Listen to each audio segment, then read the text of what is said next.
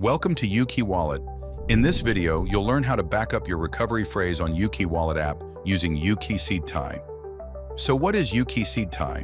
UKey Seed Ti is a durable titanium plate that physically stores your recovery phrase offline using BIP 39 word index without exposing the full words. And what is BIP 39? BIP 39 is the international standard for recovery phrases. It uses a fixed list of 2,048 words, each with a unique index number. Take this recovery phrase as an example. Each word in your recovery phrase has a corresponding BIP 39 number. You only need to record these numbers on the titanium plate for backup. Let's get back to our app. To back up recovery phrase on UKey Wallet app, tap the menu icon to open the sidebar. Select Settings. Next, select Backup and choose UKey Seed Ti as a backup option. And then select Backup in the UKey Seed Ti menu. Select the wallet that you want to back up. Enter the device's passcode. With this titanium plate, you have two backup options. You can either back up your recovery phrase without using the serial number or use the serial number on the plate.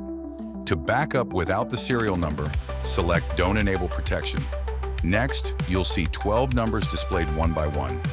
Each number corresponds to a word in your recovery phrase, in the correct order from 1 to 12.